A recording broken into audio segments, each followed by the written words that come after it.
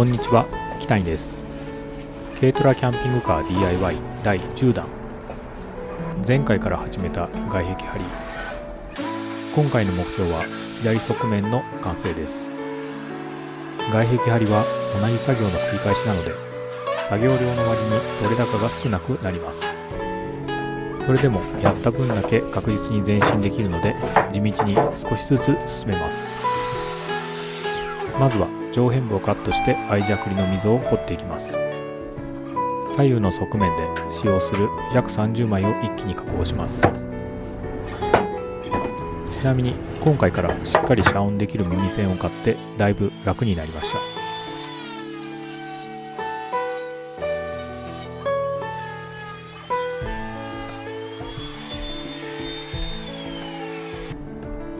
溝を掘り終わった木材を削るのは新しく購入したランダムサンダーです。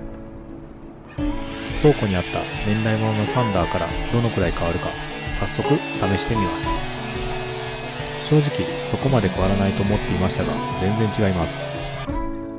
ペーパーの効果もあると思いますがもはや別物でした。作業効率がアップしたので一気にサンダーをかけていきます。前回の旧サンダーで気になっていた部分も新しいサンダーで再度削りました。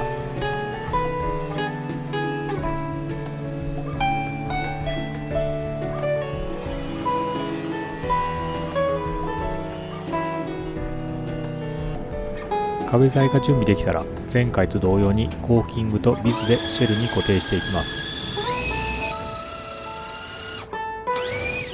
コーキングは効果が高く塗装できないシリコンと少し効果が落ちて塗装ができる変成シリコンがあります。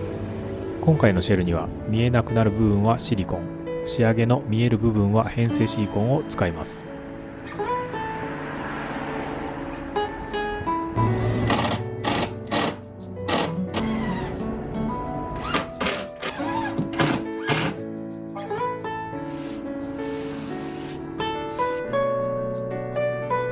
突き出し部と上辺部の接合もいい感じでつらい位置になりました。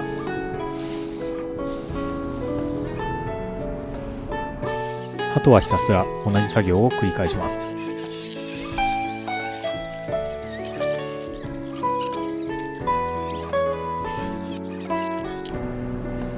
窓枠にかかる部分まで来たら目印をつけてジグソーで切り抜きます。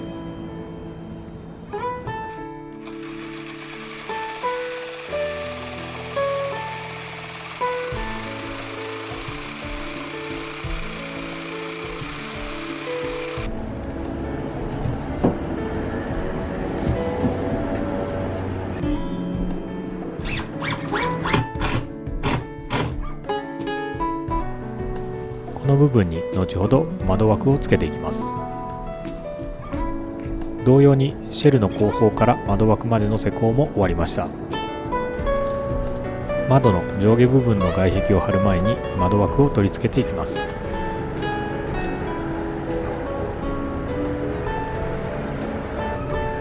窓枠は 1x3 材で内側に9mm、残りは外側に出るように取り付けました。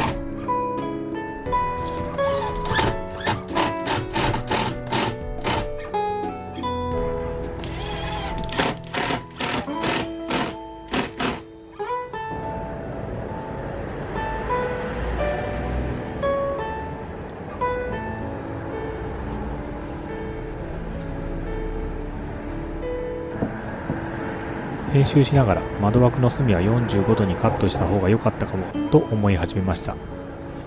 もしかしたら後で修正するかもしれません。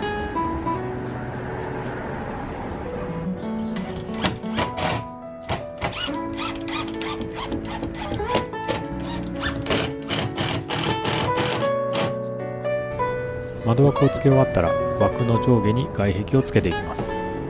まずは枠下から枠に突き当てるようにして取り付けていきます。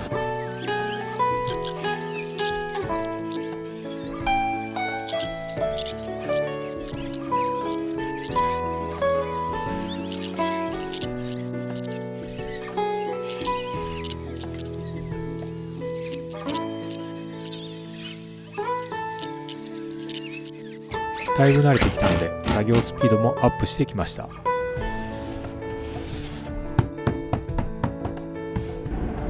続いて枠上の外壁を貼っていきます。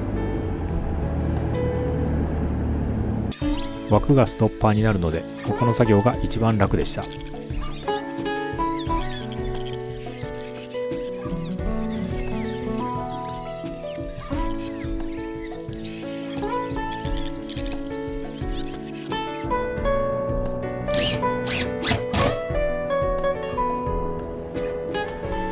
最後に余りの長さにカットした外壁を取り付けます。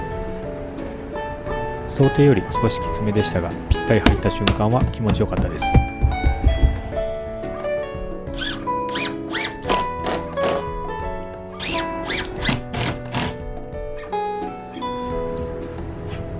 そして下側も取り付ければ左側面の外壁が完成です。